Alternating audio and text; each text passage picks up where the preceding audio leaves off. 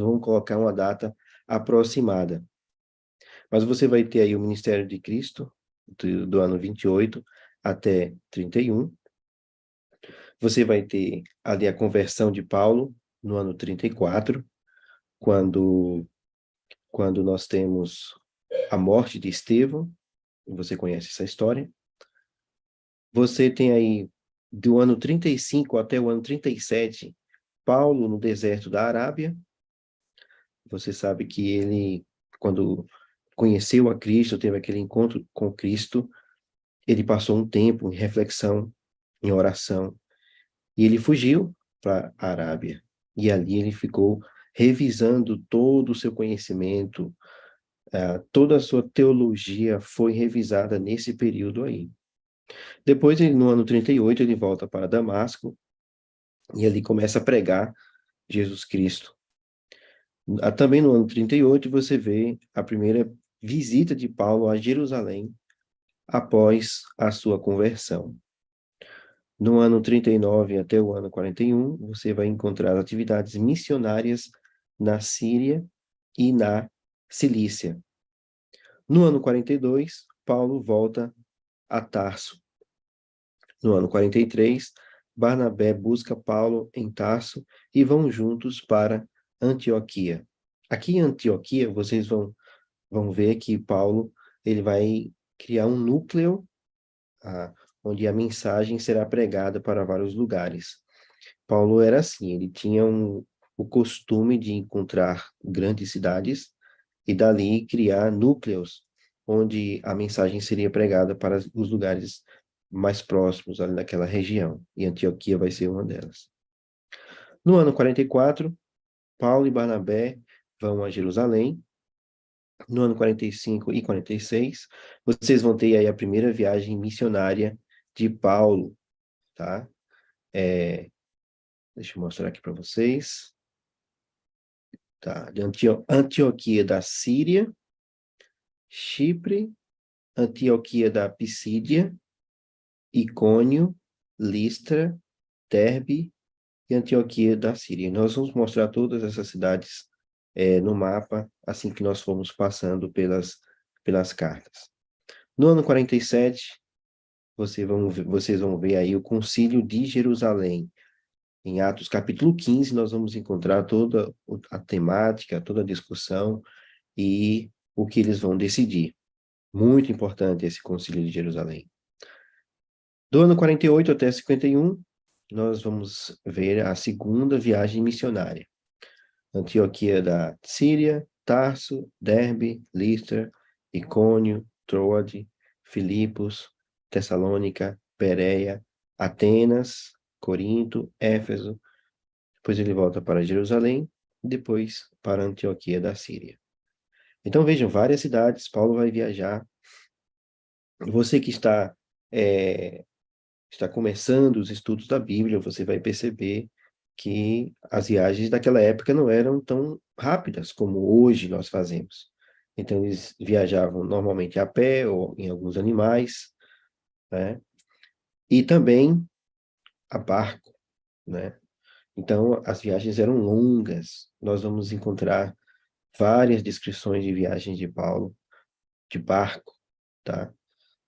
De 52 a 56, nós vamos ver aí a terceira viagem missionária. Então, ele vai ali de Antioquia da Síria, vai para Derbe, Listra, Icônio, Neápolis, Corinto, Bereia, Tessalônica, Éfeso, Mileto e depois volta para Jerusalém. De 57 a 58, Paulo é preso, lá em Cesareia. 59 a 60, tem a viagem de Paulo a Roma. De 60 a 62, a prisão domiciliar em Roma. Em 62, Paulo é libertado da prisão. De 62 a 63, Paulo revisita Éfeso e Corinto.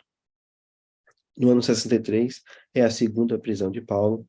E no ano 67, a morte de Paulo, quando ele é decapitado.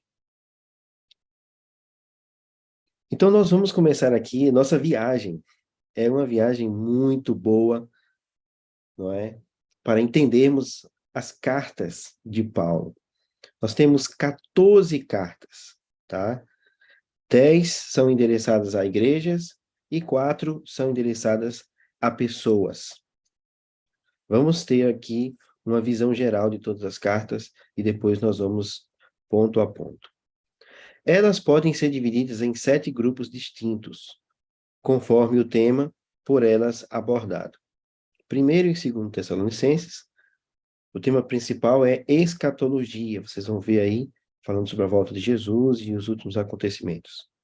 Paulo procura corrigir conceitos errôneos sobre a brevidade da segunda vinda. Essas cartas foram escritas aproximadamente entre 50 a 51. São as primeiras cartas que Paulo vai escrever. Primeiro e segundo Coríntios, o tema principal combate a crise eclesiástica. Nós vamos encontrar muitos problemas na igreja de Corinto. E Paulo, então, vai escrever dando conselhos, como que a igreja deveria agir. E interessante que os problemas da igreja daquela época também são problemas da nossa igreja hoje. Por isso que é importante lê-las, é importante estudá-las. Então, diversos aspectos doutrinários, desrespeito à autoridade apostólica, é um ponto que vai aparecer em Corinto. Essas cartas foram escritas na primavera e outono, respectivamente, do ano 54 ou 55, ano Domini. Romanos e Gálatas. O tema principal dessas duas cartas é a justificação pela fé. Paulo, nessas duas cartas, defende a igreja contra os judaizantes, né? São os judeus que queriam que as pessoas voltassem aos princípios do judaísmo, né? Essas duas cartas devem ter sido escritas em torno dos anos 56 a 57. Então, enquanto Paulo viaja pelas igrejas, os judaizantes vão acompanhá-lo, desfazendo o que ele está pregando. Então, por isso que ele vai escrever várias cartas para as igrejas, que era a tecnologia da época, para a comunicação, é melhor, e, em especial aqui para Romanos e Gálatas, nós vamos ver a justificação pela fé.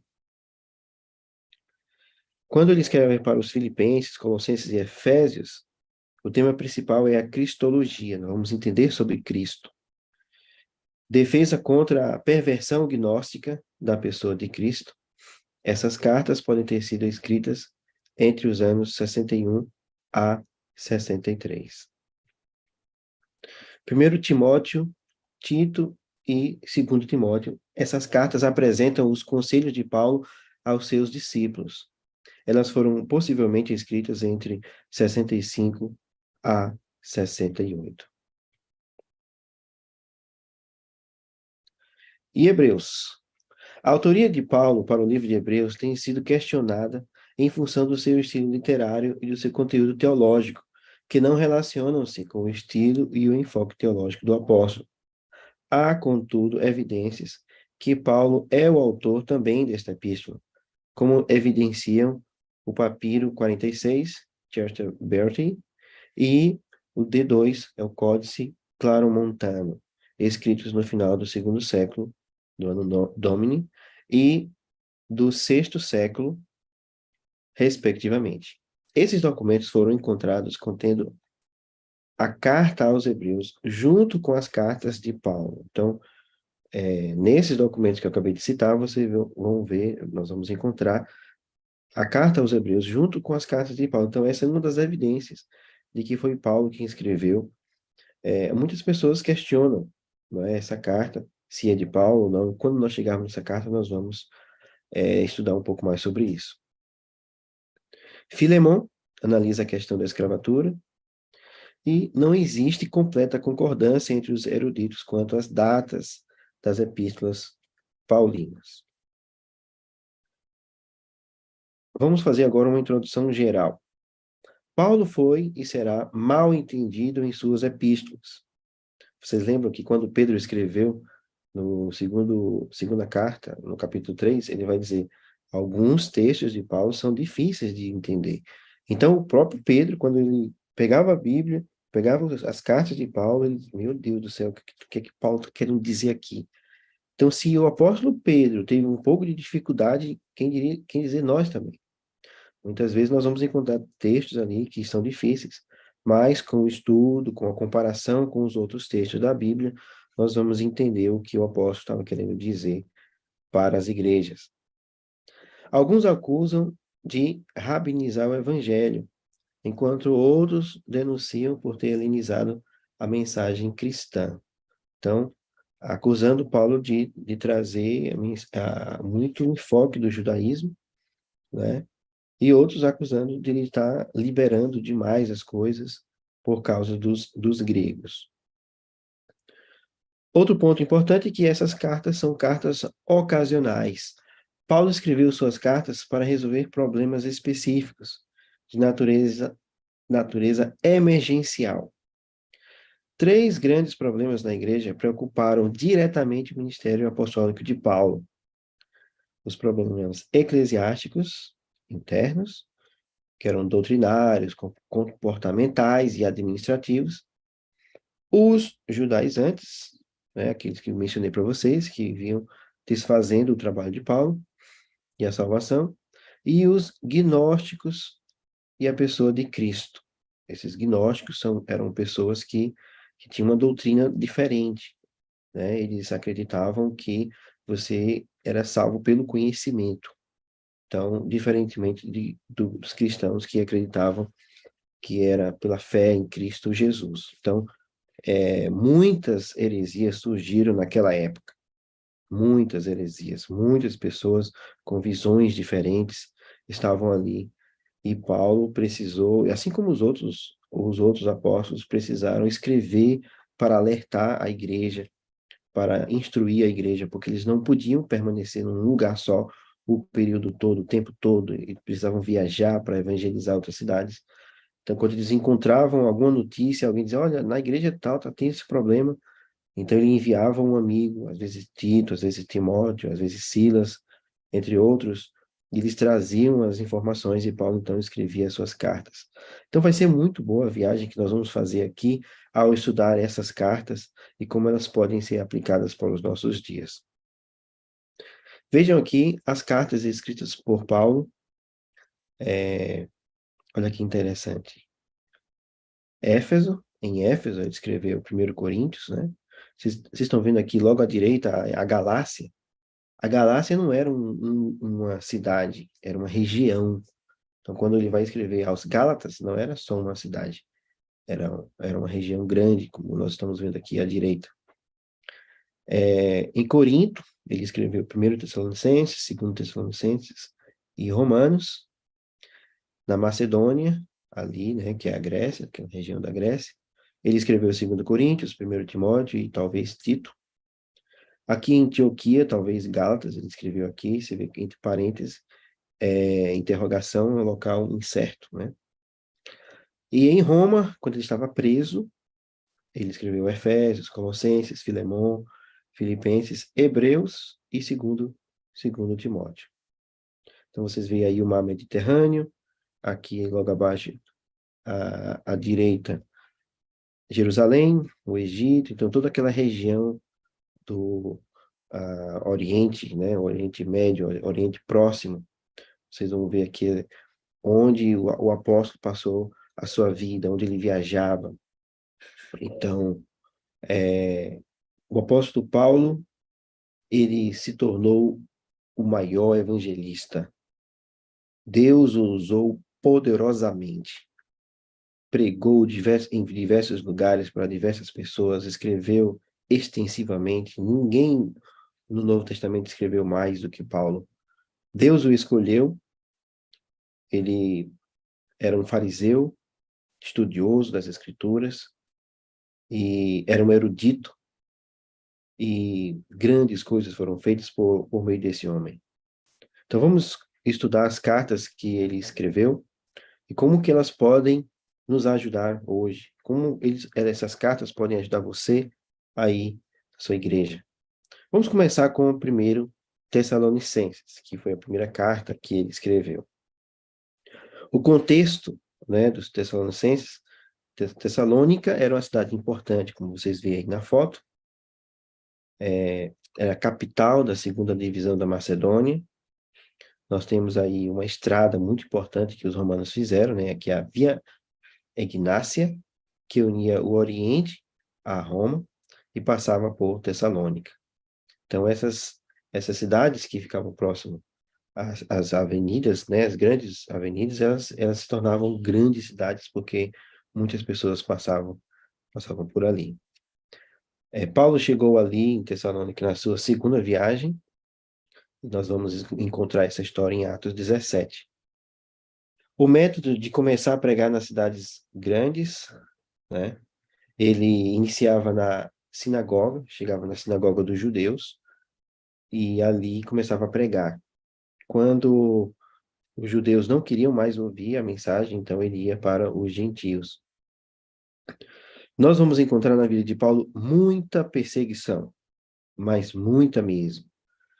E ele vai descrever todas elas, lógico, não em detalhes, mas especialmente ali em 2 Coríntios, ele vai falar muito sobre as perseguições, como era, como é que ele passava, tudo que ele passava, as lutas que ele tinha, perseguição entre judeus, entre gregos, entre familiares, era tanta perseguição que Paulo passou junto com seus amigos, mas ele sempre ele permanecia firme em Deus, sempre permanecia firme em Deus. A estrutura da carta é essa aí. E você vai entender que quando nós estudarmos as outras cartas, que essas estruturas se repetem. A maioria delas são assim. E quando Paulo muda essa estrutura é porque ele quer mostrar alguma coisa importante. Então, a carta começa com uma saudação, tá? Depois ele vem agradecendo, faz alguns agradecimentos. Depois ele tem o corpo, né, a mensagem central. E, por fim, a conclusão. Essa é a estrutura principal das cartas. E qual é o contexto? O que acontecia ali em Tessalônica? Ou como eram as pessoas? O que eles faziam comumente? Qual era o seu estilo de vida? E nós vamos encontrar, lógico, eles eram gentios e poderiam ser chamados de pagãos, né? Não conheciam a Deus.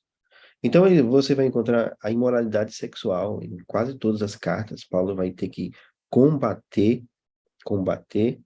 esse assunto, mostrando como os cristãos precisam ser santos, né? Santificados. Nós vamos encontrar a questão da adoração aos ídolos, né? Adoração aos deuses greco-romanos. Eles, Paulo pregava muito contra os deuses, né? Que não tinham poder nenhum. E quando você lê ali Atos 19, você vai encontrar a luta que foi, né, em Éfeso, que eles gritavam, os artífices, né, eles trabalhavam na construção de deuses, né, estátuas, em miniaturas, e Paulo pregava contra isso. Você percebe que a obra de Paulo tinha muito poder, o Espírito Santo estava ali com ele, dando força, poder, ele curava pessoas, ele fazia milagres, né, com o poder de Deus, e as pessoas percebiam isso, que era algo diferente. Por isso que ele tinha diferencial. Então, ele mexia com a cidade toda, tá? Então, Paulo falava contra a adoração ao imperador, não é? E nós vamos encontrar também ali em Tessalônica muita perseguição, assim como em todos os outros lugares. Vamos entender um pouco sobre o contexto e o esforço, né? Os pontos principais da carta. Nós não vamos poder estudar todos os pontos, mas os pontos principais nós vamos poder estudar. Primeiro ali a saudação, no capítulo 1, versículo 1, o ministério de Paulo e sua relação com os Tessalonicenses. Depois, a instrução sobre os aspectos de santificação. Ele vai dizer que essa é a vontade de Deus, a vossa santificação. A partir do versículo 13, ele vai falar sobre o segundo advento e sua relação com os vivos e os mortos, né? Aconselhando as pessoas, né, para não ficarem tristes, né? Pelas pessoas que estavam dormindo e tudo mais. E por último, as admoestações finais, capítulo 5. 1 Tessalonicenses 1, versículo 1, olha o que diz. Diz aí: Paulo, Silvano e Timóteo, a igreja dos Tessalonicenses, em Deus, Deus o Pai, e no Senhor Jesus Cristo, graça e paz a vós outros. Então, assim Paulo escreveu para fazer a sua abertura, né, a sua saudação. E aí você diz, quem era esse Silvano? De acordo com os estudiosos, esse Silvano era Silas. Lembra de Paulo e Silas que estavam lá presos? Então, era esse Silas aí. 1 Tessalonicenses 1, versículo 5. Porque o nosso evangelho não chegou a vocês somente em palavra, mas também em poder, no Espírito Santo e em plena convicção. E vocês sabem muito bem qual foi o nosso modo de agir entre vocês para o próprio bem de vocês. Então, aqui está mostrando que o que ele fazia era com o poder de Deus. E eu vou mostrar para vocês aqui um dos aspectos dessas palestras que eu vou fazer com vocês, é que eu vou mostrar o texto bíblico, tá? Para vocês analisarem. Eu me lembro que quando eu comecei a estudar a Bíblia, há anos atrás, eu ficava pensando, mas como que eu vou poder entender os textos?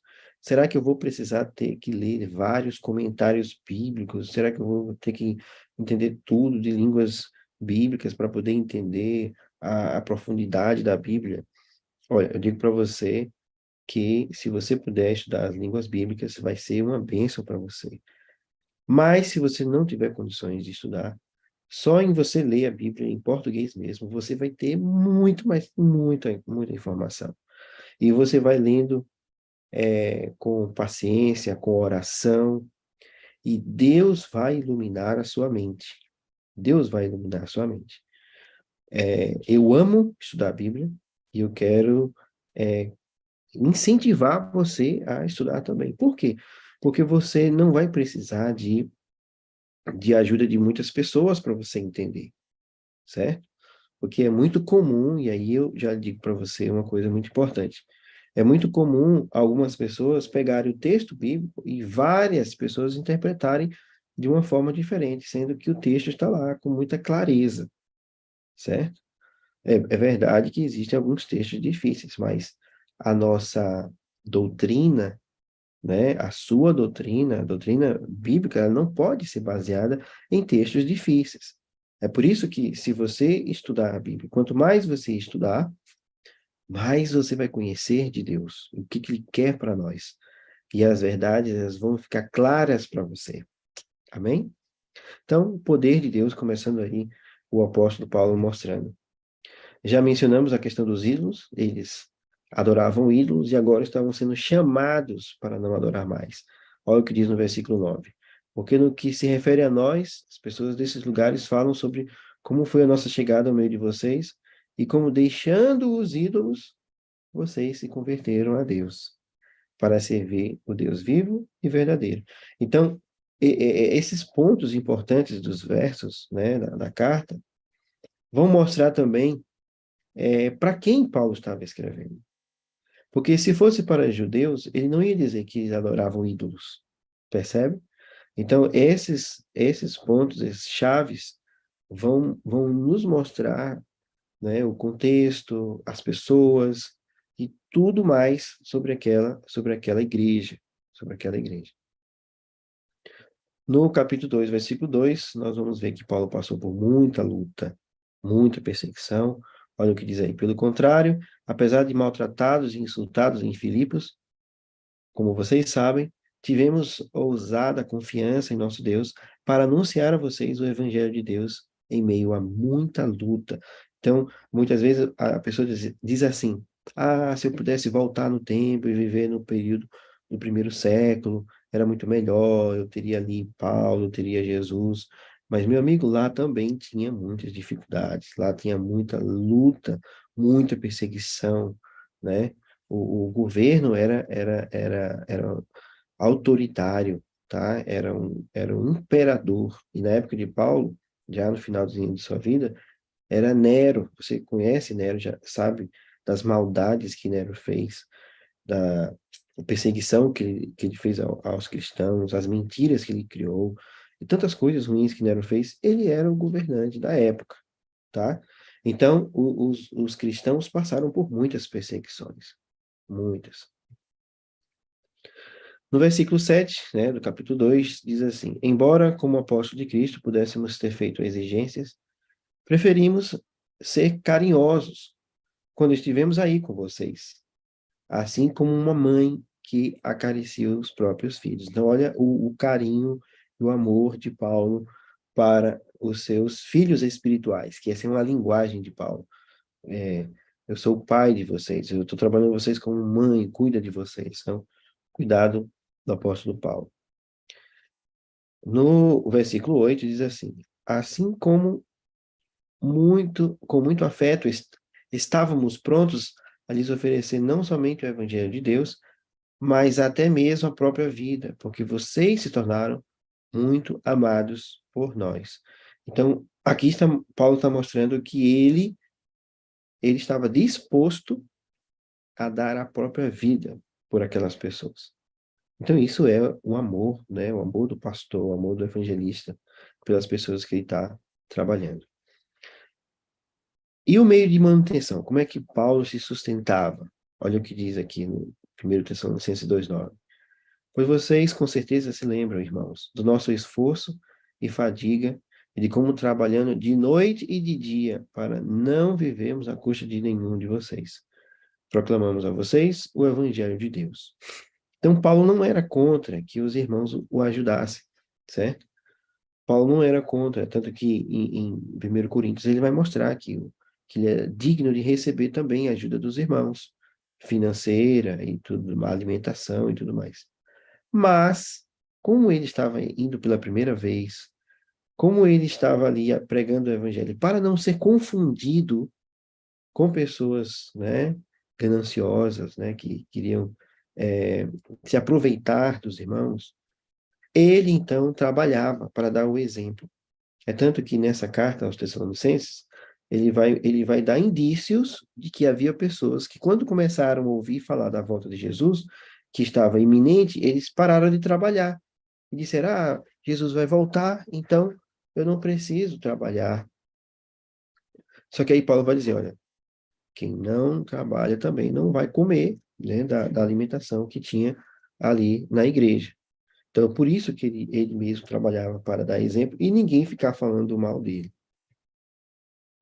Aqui no capítulo 2, versículo 3, ele vai mostrar como as pessoas recebiam a mensagem. Recebiam a mensagem como palavra de Deus, não palavra de homens. Então, era uma mensagem com autoridade. É tanto que quando Pedro escreve, né, aquele texto, né, que as mensagens de Paulo, algumas delas eram difíceis de entender, no finalzinho ele vai dizer que as pessoas torciam os textos de Paulo, assim como torcem as escrituras, as outras escrituras, né? O restante das escrituras. Então, o que que Pedro estava dizendo? Que quando Paulo mandava uma carta para aquelas pessoas, já era considerado escritura sagrada. Não precisou passar anos e anos e séculos para as pessoas entenderem que aquilo ali era escritura sagrada. Já era considerada escritura sagrada. Olha que bênção. Grande conflito. No capítulo 2, versículo 18, mostra o grande conflito entre o bem e o mal. Olha o que diz. Por isso, quisemos ir até vocês. Pelo menos eu, Paulo, por mais de uma vez. Porém, Satanás nos barrou o caminho. Então, vocês vão ver que desde o início do ministério de Paulo, Satanás vai atrapalhar, vai tentar atrapalhar. E essa questão do grande conflito, né, que é um termo que mostra o conflito entre o bem e o mal, ele estava presente sempre, sempre, sempre nas perseguições, nas lutas que ele tinha. O inimigo, né, Satanás, levantava pessoas contra Paulo e ele tinha dificuldades para pregar, mas como ele estava com o poder de Deus, ele avançava mesmo com os conflitos. No capítulo 4, nós vemos aí a respeito da vontade de Deus, que a vontade de Deus é que eles se abstivessem da imoralidade sexual, tá? Ele vai, no versículo 9, né, do capítulo 4, vai falar que os irmãos deveriam amar uns aos outros. E é interessante, quando ele fala disso, ele mostra que a igreja já tinha o amor, só que deveriam aumentar, deveria crescer no amor, né, para com os outros. Já mencionamos a questão do trabalho manual, que ele incentivava os irmãos, por causa de alguns que estavam interpretando mal os seus conselhos, né? Ah, quanto aos que dormem, quanto aos mortos, em 1 Tessalonicenses nós vamos ver um problema assim, porque as pessoas ouviram a mensagem de Paulo sobre a volta de Jesus e acharam, né, que Jesus voltaria muito, muito em breve. Mas quando eles viram que os seus entes queridos estavam morrendo, então eles ficaram preocupados, né? Começaram a ficar muito preocupados.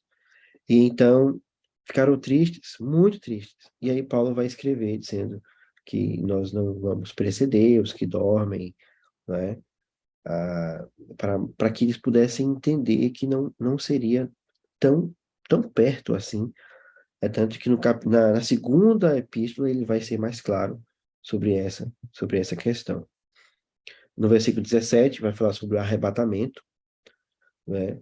No versículo 17, olha o que diz: depois nós, os vivos, os que ficarmos, seremos arrebatados juntamente com eles. Então, o arrebatamento é bíblico, tá? A Bíblia fala sobre arrebatamento. O problema é que algumas pessoas creem que o arrebatamento é secreto, mas a Bíblia não diz que será secreto. A Bíblia diz, como está escrito, seremos arrebatados juntamente com eles. Então não é sozinhos. Ninguém vai ser arrebatado sozinho. Veja como esse texto é esclarecedor, não é? Entre as nuvens para o encontro com o Senhor nos ares, e assim estaremos para sempre com o Senhor. Amém? E aí vem algumas exortações. Estejam sempre alegres, orem sem cessar, em tudo deem graças, não apaguem o espírito e não desprezem as profecias. No capítulo 5, versículo 27, diz assim: peço com instância, em nome do Senhor, que esta carta seja lida para todos os irmãos. Então, olha aqui um detalhe que eu queria frisar para vocês. Quando ele mandava uma carta, essa carta era lida em voz alta para todos terem acesso, né? Porque era uma cópia só, então não dava para as pessoas levarem para casa a carta de Paulo, certo? Eles não tinham uma Bíblia para cada pessoa, como hoje nós temos, né? Até o Antigo Testamento não era assim como nós temos hoje, não havia ainda o livro, né, que foi chamado de códice, né, no início, e os livros eram muito grandes quando foram escritos, quando foram passados por papel. Então, quando alguém ia para a igreja, ele tinha aqueles rolos, né? Você já deve ter ouvido sobre os rolos do Mar Morto. Então, cada livro era um rolo enorme. Então, quando Jesus ia ler a Bíblia, ele tinha que encontrar o texto, assim, o profeta Isaías e tal. Então, não era muito fácil manusear a Bíblia, e também ninguém tinha uma Bíblia sozinho com tudo, certo? Você precisava de uma sala enorme para ter a Bíblia inteira. E você via que esse costume de ler a carta, né, e passar para outras igrejas. A carta era lida ali, mas depois era circular, era circulada entre outras igrejas. Vamos agora estudar 2 Tessalonicenses, tá?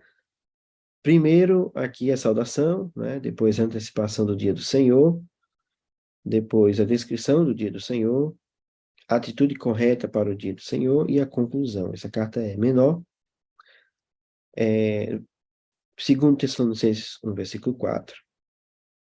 É por isso que nós vamos ler aqui. É por isso que nós mesmos nos orgulhamos de vocês nas igrejas de Deus, por causa da perseverança, da fé que vocês demonstram em todas as perseguições e tribulações que estão suportando. Então, aqui está falando da perseverança na perseguição. É muito fácil, quando você é perseguido, se desistir. Então, Paulo estava exortando os irmãos para que, né, eles permanecessem, né, e estavam orgulhosos de que estavam obedecendo aquele conselho de perseverarem diante das perseguições. O dia do Senhor já chegou? Olha, era a pergunta que eles tinham. No capítulo 2, versículo 2, olha o que diz. Vocês não se deixem demover facilmente do seu modo de pensar, nem fiquem perturbados, quer por espírito, quer por palavra, quer por carta, como se procedesse de nós, dando a entender que o dia do Senhor já chegou. Então, outras pessoas mandavam cartas também. Veja, até isso. É, é tanto que Paulo, quando vai terminar, ele vai dizer, olha, é assim que eu assino minha carta, é assim que eu faço. E muitas vezes ele conseguia fazer, outras vezes não. Mas já havia essa dificuldade, porque algumas pessoas estavam mandando cartas, e as heresias estavam surgindo, algumas pessoas estavam dizendo que Jesus já tinha voltado, né? Então, Paulo vem aqui instruindo para que eles entendessem que ainda não, haveria muitas coisas. Como aí o primeiro ponto. Primeiro vem a apostasia. Esse é um tema bem delicado, né? Olha o que diz, 2 Tessalonicenses 2:3. Ninguém de modo nenhum os engane, porque isso não acontecerá sem que primeiro venha a apostasia e seja revelado o homem da iniquidade, o filho da perdição. Então nós vamos entender mais esse assunto quando João escreveu o Apocalipse. Ele vai falar mais sobre isso, sobre essa apostasia que aconteceria na igreja, né? Teria um período, o filho da perdição. Paulo vai explicar um pouco, né, que ele queria se tornar Deus, queria se colocar no lugar de Deus e tudo mais. Nós vamos entender isso com mais clareza em Apocalipse. Filho da perdição, o qual se opõe e se levanta contra tudo que se chama Deus ou é objeto de culto, a ponto de assentar-se no santuário de Deus, apresentando-se como se fosse o próprio Deus. Então haveria uma apostasia na igreja, né? E a liderança, é, nós vamos entender mais esse assunto, né? Como eu disse em Apocalipse, mas a liderança, né? Você encontraria a liderança que se colocaria no lugar de Deus. E aí, com isso, você vai entender um pouco mais o que Paulo estava querendo dizer sobre o filho da perdição. Quem é esse filho da perdição? Não querer trabalhar. Aqui, no capítulo 3, versículo 10, vai remontar aquele assunto que ele já tinha mencionado na primeira carta, né? Algumas pessoas achando que Jesus estava voltando, não vou mais trabalhar. E aí, o que é que Paulo diz? Se alguém não quer trabalhar, também não coma. Era uma repreensão para aquelas pessoas. No versículo 11, diz assim, pois de fato ouvimos que há entre vós algumas pessoas que vivem de forma desordenada, não trabalham, mas se intrometem na vida dos outros, tá? São os intrometidos, até isso já havia ali no período de Paulo. Segundo Tessalonicenses, capítulo 3, no versículo 16, no versículo 17, diz assim, a saudação é do próprio punho, Paulo. Este é o sinal em cada carta. É assim que eu assino. Então, como eu mencionei, em algumas cartas ele vai conseguir fazer isso. Ele vai conseguir assinar, né? Paulo usava o amanuense. Era uma pessoa que ajudava ele a escrever. É por isso que nós vamos encontrar, nas cartas que nós vamos estudar, que ele, algumas palavras, elas são diferentes, mesmo que o tema é igual. Por quê? Porque era outra pessoa que estava escrevendo para Paulo. Paulo estava ditando e a pessoa escrevendo, e às vezes com suas próprias palavras, né? Então, essa foi a carta dos Tessalonicenses. E agora nós vamos estudar a carta aos Coríntios, tá? Aos Coríntios. Vamos entender aqui um pouco mais sobre a carta aos Coríntios. O primeiro ponto que eu gostaria de trazer para vocês é esse aí. Quantas cartas Paulo escreveu aos Coríntios? Por que eu estou fazendo essa pergunta? Porque quando você lê aqui em 1 Coríntios 5, versículo 9, olha o que diz. É a primeira carta que ele está escrevendo. Mas ele diz assim: na outra carta, já escrevi a vocês que não se associassem com os impuros. Aí você está lendo lá 1 Coríntios, capítulo 5, versículo 9, e diz, mas como que, se essa é a primeira carta aos Coríntios, Por que que ele está dizendo que teve outra carta? Amigos, na verdade é que houve outra carta, só que essa carta ela foi perdida, não chegou até nós. Então vamos entender um pouco mais sobre isso. Aqui em 2 Coríntios 7, versículo 8. Porque mesmo que eu tenha entristecido vocês com a minha carta, não me arrependo, embora já tenha me arrependido, pois vi que aquela carta os deixou tristes, ainda que por breve tempo. Então aqui está mencionando a carta que nós conhecemos como 1 Coríntios. Então, quantas cartas são? Primeira carta é mencionada em 1 Coríntios 5, versículo 9, que nós lemos. A segunda carta é a que nós conhecemos como 1 Coríntios. A terceira carta, você vê aí em 2 Coríntios 2:4, que é uma carta dolorosa, possivelmente é os capítulos 10 a 13 de 2 Coríntios. Como assim, pastor? Se você lê a carta de 2 Coríntios, quando chega no capítulo 10 a 13, você vai ver que tem uma diferença grande, né? Uma tônica mais pesada e tudo mais. Então, muitos acreditam que essa foi uma terceira carta que escreveu, e depois ela foi unida à carta de 2 Coríntios. E a quarta carta é a que nós conhecemos como 2 Coríntios. O contexto. Vamos entender o contexto da carta de Corinto, né, aos Coríntios. A igreja foi fundada ali no ano 50, certo? Paulo ficou lá por 1 ano e meio, tá? Nós vemos isso aí lá em Atos 18, né? Depois foi para Éfeso e ficou lá por 3 anos. Ao final desse período, as cartas de 1 e 2 Coríntios são escritas. 1 Coríntios foi escrito no ano 54. Como foi a forma que ele escreveu? Ele escreveu tópico a tópico. Então, são 2, 3 capítulos, um tópico, depois mais outro tópico, ele vai dividindo assim. Do capítulo 1 ao 4, né? Você vai ver aí o culto às personalidades. Pedro, Apolo, Paulo. Nós vamos encontrar em Corinto uma divisão. Os irmãos, eles estavam divididos, tipo panelinhas, né? Isso mesmo. Eu sou de Paulo, eu sou de Apolo. Então, Paulo vai lutar contra isso. Na época, né, já havia essa cultura também de cultuar pessoas, né? Propagandas políticas foram encontradas ali em Pompeia, que as pessoas cultuavam. Então, isso estava passando também para a igreja. As pessoas dizem, não, eu fico com Apolo, eu sou mais Paulo e tal, e dividindo a igreja. Alguns motivos para Paulo escrever a carta. Um deles foi uma crise de autoridade. Se você ler aqui, ó, 2 Coríntios 10:10, olha o que eles disseram sobre Paulo. Alguns dizem, as cartas são graves e fortes, mas a presença pessoal dele é fraca e sua palavra é desprezível. Como que disse, só quando Paulo está escrevendo, ele é bem firme, né, rígido, mas quando ele está aqui, ele é fraco, quando ele prega, falando sobre a forma dele pregar. E Paulo até reconhece que ele não pregava muito bem, lá em 2 Coríntios. Mas veja que interessante, Paulo não pregava muito bem. As pessoas criticavam ele. Então, meu amigo, se você acha que não prega bem, fique tranquilo, porque tinha mais gente, né? O apóstolo Paulo aqui está sendo humilde, né, em reconhecer que tinha um pouco de dificuldade na hora de pregar, mas ele dizia, olha, o conhecimento não, o conhecimento muito forte.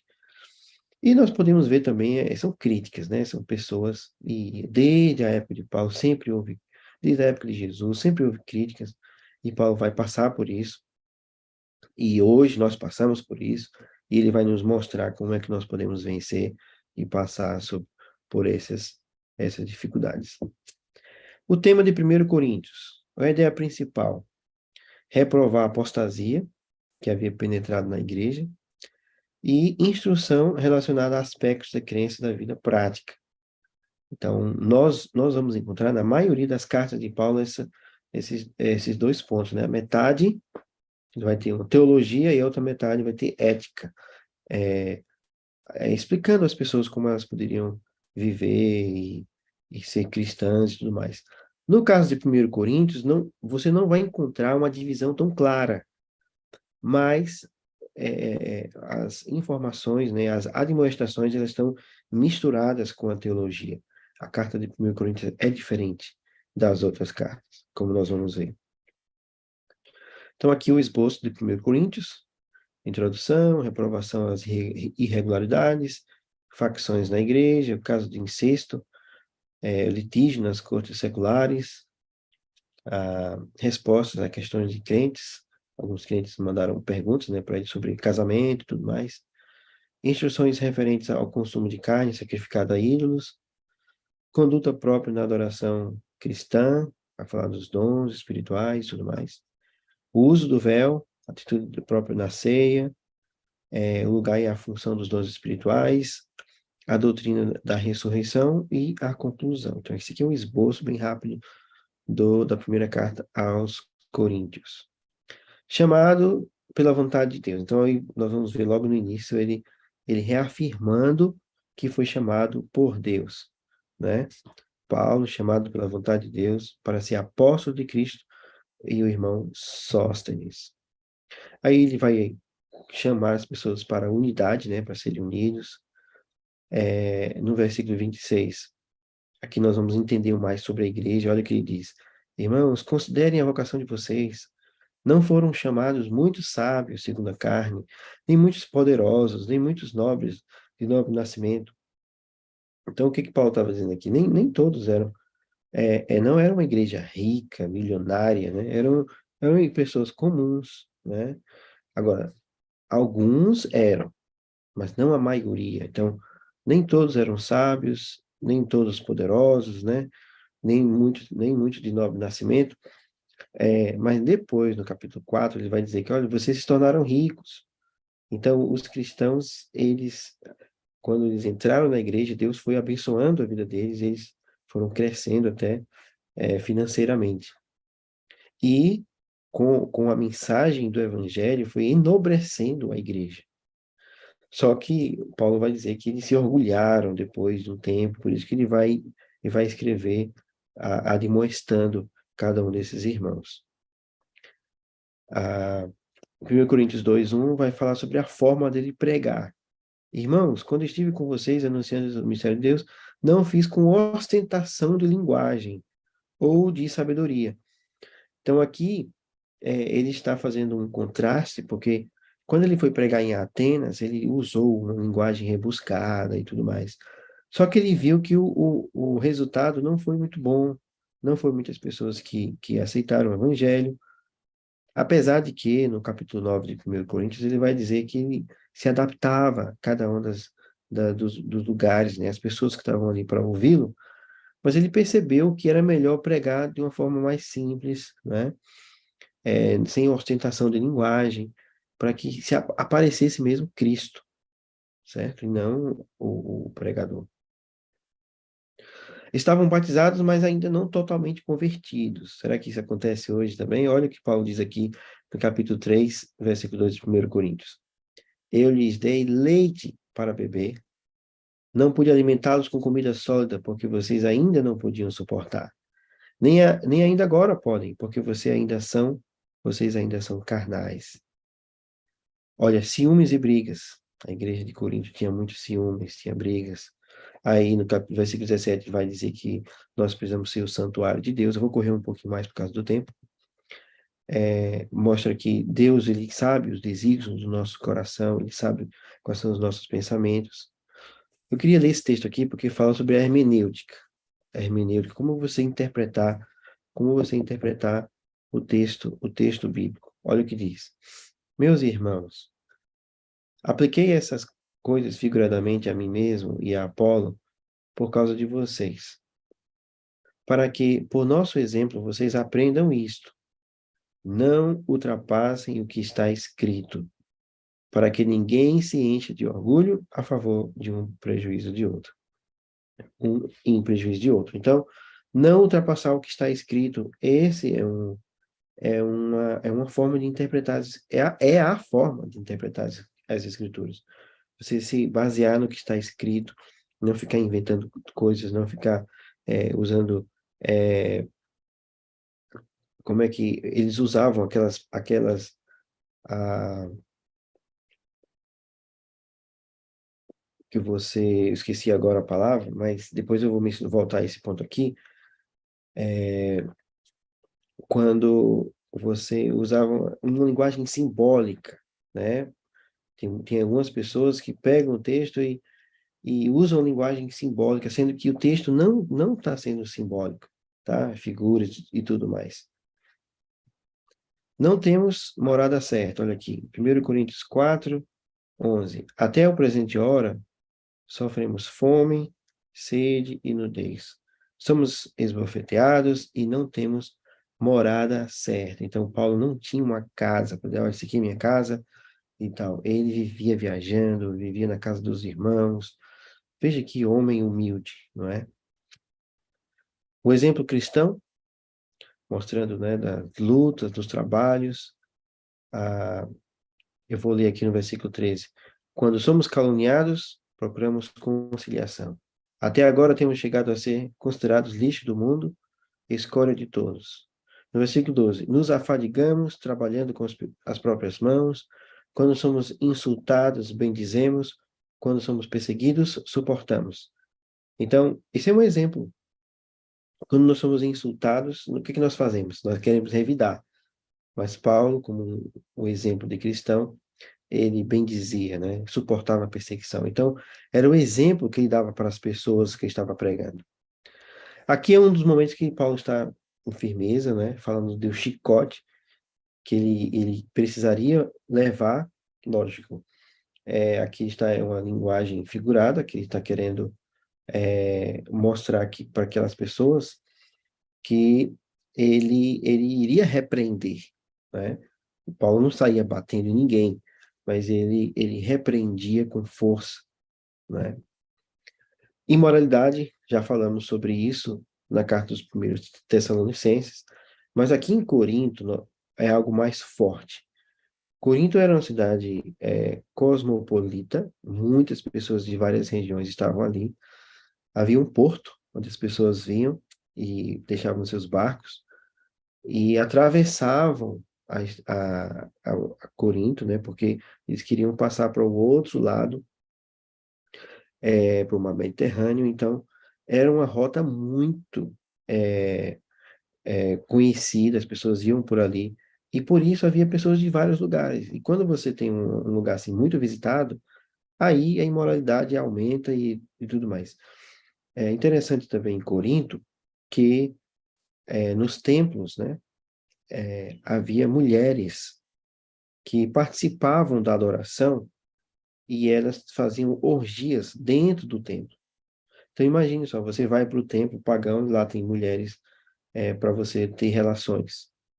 E havia momentos em que essas mulheres saíam para as casas das pessoas, batiam na porta e para ter relações com as pessoas de graça. Então veja o local onde os irmãos moravam, as pessoas que estavam ali ao seu redor. Então Paulo tinha que falar com muita firmeza contra isso. Então houve um caso de um rapaz que estava dormindo com a sua madrasta, certo? E ele era da igreja. Só que os irmãos não queriam mexer com ele, não queriam fazer nada. E aí Paulo escreve dizendo, esse caso tem que ter disciplina. Vocês não podem deixar essa pessoa no convívio da igreja. Então, Paulo estava ali firme para mostrar a verdade para aquelas pessoas. Falando sobre orgulho, né, para que não fossem orgulhosos. Alguns irmãos que estavam indo para a justiça contra outros. Paulo disse, isso não está certo. Paulo fala sobre pessoas que eram até homossexuais naquela época. Não somente isso, mas idólatras, né, imorais, adúlteros. E Deus havia lavado cada um deles. Então, o poder de Deus foi tão grande que transformou a vida das pessoas de uma forma extraordinária. E vocês veem no versículo 11 aqui no finalzinho. Alguns de vocês eram assim, mas vocês foram lavados, foram santificados, foram justificados no nome do Senhor Jesus Cristo e no Espírito do nosso Deus. No capítulo 6 vai falar sobre os solteiros, né? Para os solteiros não viverem fornicação, e aqui ele faz uma alusão à fornicação, quando uma pessoa ela tem relação com outra, para Deus é como se a pessoa estivesse casando. Veja como é forte isso. Aos casados. E aqui, aos casados, nós vamos ver vários conselhos. Não temos como estudar todos os pontos, né? Que Paulo vai falar para os casados. Escolhi só um deles, que diz assim, não, versículo 5, 1 Coríntios 7, versículo 5. Não se privem um ao outro, a não ser por mútuo consentimento, por algum tempo, para se dedicarem à oração. Depois retomem a vida conjugal, para que Satanás não tente vocês por não terem domínio próprio. Então, o apóstolo Paulo, ele vai falar sobre casamento, vai falar sobre viúvas, né, as jovens, muita coisa boa ele vai falar aqui, mas ele vai dizer que mesmo os que são casados, eles precisam viver como se não fossem no sentido missionário, né? Que eu não vou dizer assim, eu estou casado, agora eu tenho minha família, eu não vou mais fazer o trabalho missionário. Ele diz, não, cada pessoa precisa viver para o Senhor, né? E cuidar da família também. Sobre a alimentação, até isso Paulo vai falar aqui no capítulo 10, versículo 31, olha o que ele diz. Portanto, se vocês comem, ou bebem, ou fazem qualquer outra coisa, façam tudo para a glória de Deus. Então, amigos, não somente a alimentação, mas todas as coisas devem ser para a glória de Deus. Aqui em 1 Coríntios 11, Paulo vai falar sobre a Santa Ceia. Naquela época, a Santa Ceia não era como hoje, com um pedaço de pão pequeno, suco de uva pequeno. A comida era maior, era como uma comida mesmo, era uma ceia mesmo, assim como ceia de Natal. Tem muita comida e tudo mais. Só que os irmãos vinham, e lá em Corinto estava havendo um problema sério, porque os irmãos que eram mais ricos, eles chegavam mais cedo e, e eles comiam a sua comida e não deixavam para os outros que estavam lá trabalhando.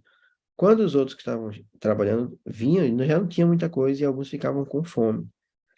Mas os que estavam no início tomavam tanto suco de uva que ficavam até bêbados. Já pensou isso dentro da igreja? Lógico, a igreja naquela época era nas casas, né?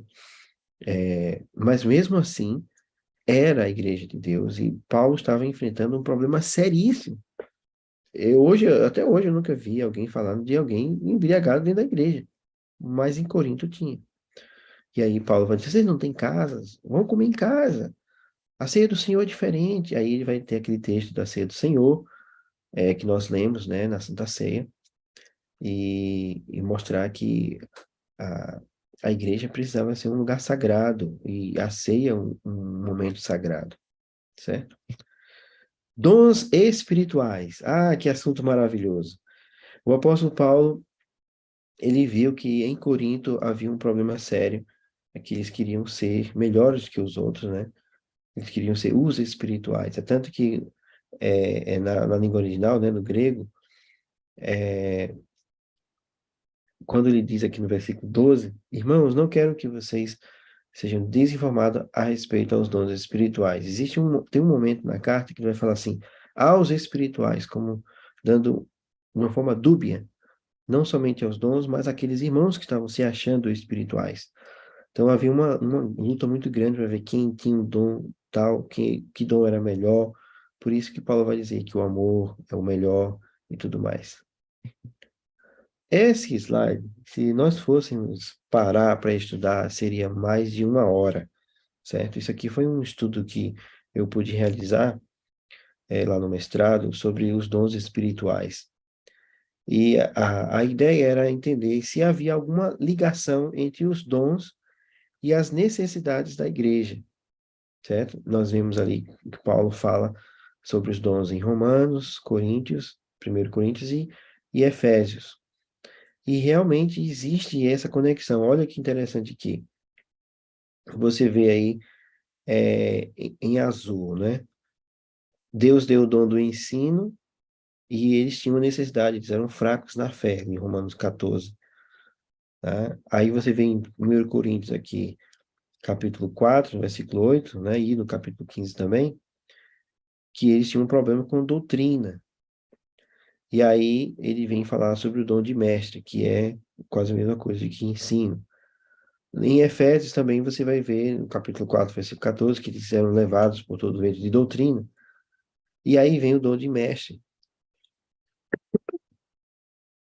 Então, nós vamos ver que alguns dons se repetiam em todas as igrejas, outros, logicamente, não, porque cada igreja é diferente uma das outras, mas que o dom que Deus dava já era para suprir uma necessidade que a igreja tinha, certo? Então, veja que é dom de línguas. Por que Deus deu o dom de línguas? Porque era a necessidade de cumprir a missão, pessoas de várias localidades. Paulo mesmo conhecia várias línguas. Ele diz: eu falo muitas línguas, falo até mais que vocês. Então, era uma necessidade. Então, o dom de línguas não era uma coisa simples. Eu recebi o Espírito Santo, agora tem que falar em línguas. Não, nem todos que receberam o Espírito Santo falaram línguas, né? Por exemplo, os discípulos, quando Jesus soprou sobre eles o Espírito, né? Lá no Evangelho de João, eles não saíram falando em línguas, certo? Porque não era necessidade da época, do momento. Em Atos era, porque havia pessoas de várias regiões, assim como eles vão mencionar ali em Atos 2. Você pode estudar, sobre esse detalhe, esses outros dons aí com esse slide. E aí, sobre o dom de línguas, nós não vamos aqui passar muito tempo nesse assunto, mas mencionar para todos nós que a forma de nós entendermos a Bíblia alguns textos bíblicos, é nós estudarmos os outros textos bíblicos, certo? Comparando um texto com o outro. E o outro que fala do mesmo tema. Então, quando você lê Atos 2, você vê que as línguas que eles falavam eram línguas de outras nações. Olha aqui, ó, no versículo 8. Então, como ouvimos falar, cada um em nossa própria língua materna. Então, as línguas que o Espírito Santo dava à língua era para que o evangelho fosse pregado. E quando eles falavam, no caso na igreja, tinha que haver a interpretação. Quais são as línguas que há interpretação? São as línguas que as pessoas falam, que um entende, cada linguagem, a língua é de um país diferente.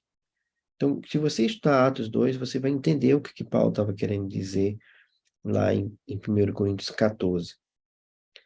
Olha o que ele diz aqui no versículo 19. Contudo, na igreja, prefiro falar 5 palavras com meu entendimento para instruir os outros do que falar 10.000 palavras em línguas. Sobre as ofertas, 1 Coríntios 16 vai dizer assim: quanto à coleta para os santos, façam também vocês como ordenei as igrejas da Galácia. No primeiro dia da semana, cada um de vocês separe uma quantia, conforme a sua prosperidade, e vá juntando para que não seja necessário fazer coletas quando eu for. Então, os irmãos já entendiam sobre as ofertas. E vocês veem, nós estamos na igreja aqui, a igreja está iniciando, e já ali eles entendiam a necessidade das ofertas, que iam ajudar as pessoas, né, e ajudar na pregação do evangelho e na necessidade das pessoas. Se ressurreição e segunda vinda, nós encontramos isso aqui em 1 Coríntios 15. Algumas pessoas em Corinto não estavam acreditando na ressurreição. É tanto que Paulo vai dizer: se Cristo não ressuscitou, é vã a nossa fé. Né? Aí depois ele vai mencionar vai falar sobre a segunda vinda, né? Do abrir e fechar de olhos, que seríamos transformados, fala do corpo, né? Que nós seremos reconhecidos. Em 1 Coríntios, no capítulo 13, ele vai dizer que nós somos reconhecidos, seremos reconhecidos assim como nós conhecemos. E esse é um texto muito importante que fala sobre o amor, né? Mas no finalzinho ele vai falar sobre Jesus quando ele vier, quando ele se manifestar, então nós conheceremos como somos conhecidos. E lá em 1 Coríntios 13 você vai entender que no céu nós não vamos ficar, ei, quem é você? Não, nós vamos reconhecer as pessoas, mesmo eles estando com um corpo transformado, um corpo de glória. 1 Coríntios 15, versículo 24 e 25 diz assim: então virá o fim, quando ele entregar o reino ao Deus e Pai, quando houver destruído todo o principado, bem como toda posteridade, potestade e poder, porque é necessário que ele reine até que tenha posto todos os inimigos debaixo dos seus pés. Quando você lê Hebreus, nós vamos chegar a esse ponto. Quando você lê Hebreus capítulo 1, você vai ver Jesus ali entre os anjos. É tanto que vai haver um momento que Deus vai dizer: você sente no trono, você é Deus, todos adorem, como que Deus estivesse relembrando a eles que, ó, Jesus é Deus, vocês têm que adorá-lo. Por quê? Porque ele precisa refazer esse lembrete. Porque Jesus, se você ler primeiro capítulo de Hebreus, você vai ver que é como se Jesus ele não ficasse muito ali na sala do trono, ali somente com o Pai. Ele vivia com os anjos, vivia entre eles por muitos anos, muitos séculos ali. Tanto que houve a necessidade de pedir para que ele sentasse lá no trono. Só que quando você lê aqui, em 1 Coríntios 15, vai haver um momento que Jesus vai sair do trono, daí vai deixar agora, pai, sente aqui no trono, esse aqui é o seu lugar. E ele vai voltar a viver com os redimidos e tal, na eternidade. Olha que bênção, né? Agora passamos para 2 Coríntios. 2 Coríntios, segunda carta, segunda aos Coríntios, né? Vocês estão vendo aí esse canal lá de Corinto. Esse canal não havia na época de Paulo. Então, por isso que eu mencionei para vocês que os barcos atracavam de um lado e eles tinham que passar toda a carga para um outro barco que estava no outro lado. E era um local muito movimentado. Hoje nós temos um canal, não precisa mais disso. Qual é o tema de 2 Coríntios? Os primeiros 9 capítulos são marcados pelo espírito de gratidão e apreciação. Os últimos 4 estão caracterizados pela severidade e defesa pessoal. Os primeiros capítulos foram dirigidos principalmente para os que receberam positivamente sua primeira carta, enquanto as graves advertências dos 4 capítulos finais são dirigidas ao grupo resistente às orientações de Paulo, liderados possivelmente pelos superapóstolos. Então, no finalzinho, como mencionamos há pouco, Paulo vai ser mais rígido, e ele vai mencionar esses superapóstolos, que são os outros, né? Pedro, Tiago, João. Coríntios, eles queriam fazer essa divisão, ficavam, não, eu sou de Paulo, eu sou de Pedro, e fazendo essa divisão na igreja. E Paulo vai repreendê-los. Esboço de 2 Coríntios. Introdução, relacionamento de Paulo com as igrejas, né? Mudança nos planos de viagem, restauração do ofensor, a pessoa que estava em disciplina, né, que deveria ser restaurado, ansiedade e alegria em Corinto, credenciais do apóstolo, o poder divino no apostolado de Paulo, o ministério da reconciliação, no capítulo 5, sociedade com os incrédulos, questão do jugo desigual, como devia ser, alegria para a resposta, alegria pela resposta dos crentes, coleta para a necessidade dos cristãos, né, da Judéia, a liberalidade, o exemplo de Jesus, o compromisso de Tito, apelo à liberalidade de Corinto, defesa de Paulo, seu apostolado, resposta aos depreciadores do apostolado de Paulo, Corinto na esfera de trabalho de Paulo, diferenças entre os falsos e verdadeiros apóstolos, e o apelo final e depois a conclusão. Vamos ler alguns textos. 2 Coríntios 2:4. Porque lhes escrevi no meio de muitos sofrimentos, e angústia de coração, com muitas lágrimas. Imagine Paulo escrevendo, chorando, não para que vocês ficassem tristes, mas para que soubessem do amor que tenho por vocês. Então, Paulo era emotivo, ele era muito preocupado com as igrejas. Ele fala muito sobre isso, que todos os dias ficava preocupado com as igrejas. Os irmãos estavam longe, ele não podia fazer uma ligação, não tinha celular, não tinha WhatsApp. Então, ele só tinha as cartas mesmo. E aí, quando ele podia, ele fazia e escrevia para os irmãos. 2 Coríntios 2:7 fala de perdoar o que estava disciplinado. Você vê que na primeira carta foi muito duro, tem um momento que ele fala, isso aí você tem que entregar para Satanás, né? Porque estava moral. Mas agora ele está mencionando que precisaria perdoar as pessoas, né? E consolar o indivíduo, tá? No capítulo 2 versículo 15 ele falando sobre o testemunho que nós devemos ser como o perfume de Cristo, né? Onde nós chegarmos, nós devemos fazer a diferença. Fala sobre a santificação, o crescimento, né, em Cristo, que nós devemos sempre estar almejando crescer, ser melhor e abandonar o pecado.